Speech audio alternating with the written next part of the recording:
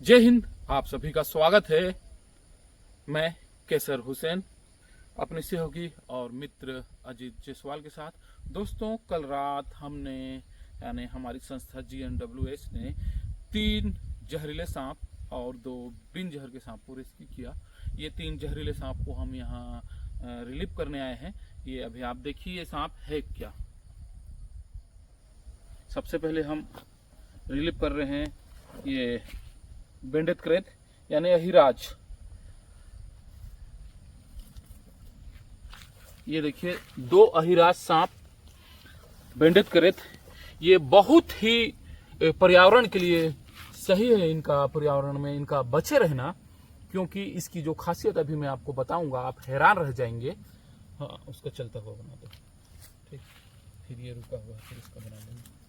इसका कलर थोड़ा सा गाढ़ा है। इन सांपों का हमारे पर्यावरण में बहुत ज़्यादा महत्व है। ये जैव विविधता के लिए हमारे पर्यावरण में महत्वपूर्ण स्थान रखते हैं, क्योंकि ये एक ऐसा सांप है जो दूसरे जहरीले सांपों के साथ एशिया के सबसे जहरीले सांप कॉमन करेत को भी अपना शिकार बनाता है। जी हाँ, वही कॉमन करेत जिसके दंश से जसपुर जिले में लगभग 100% मौतें होती हैं। अभी 1 मंथ में जितने लोगों ने अपनी जान गंवाई है वो 100% कॉमन करेत के ही शिकार थे। सबसे अच्छी बात है कि ये दंश नहीं करते, ये बाइट नहीं करते और शांत स्वभाव के हैं। जैसे ही इन्हें कोई खतरा महसूस होता है, ये अपने शरीर को मोड़ के रख लेना चाहते हैं, ये छुप जाना चाहते हैं। ये देखिए सिर छुपाना, ये सिर छुपाना ही इनका मकसद होता है। ये काटना बिल्कुल भी पसंद नहीं करते। ये देखिए ये किस तरह से अपने बॉडी के अंदर ये सिर को छुपा लेते हैं। देखिए किस तरह से, ये देखिए बार बार।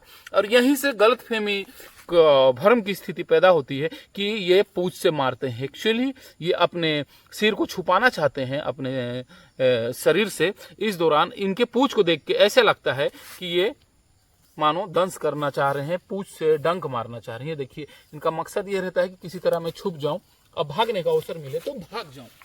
तो ये इसको जब भी देखें तो अपने आसपास अगर वन विभाग के लोगों के द्वारा रेस्क्यू किया जाता है या कोई रेस्क्यू रहे तो उससे रेस्क्यू करा लें, क्योंकि इनका पर्यावरण में रहना हमारे लिए अत्यंत आवश्यक है, क्योंकि ये एशिया के सबसे जहरीले सांपों को भी अपना शिकार बनाता है। जय हिंद दोस्तों। सांप डरने से ज्यादा समझने की चीज है।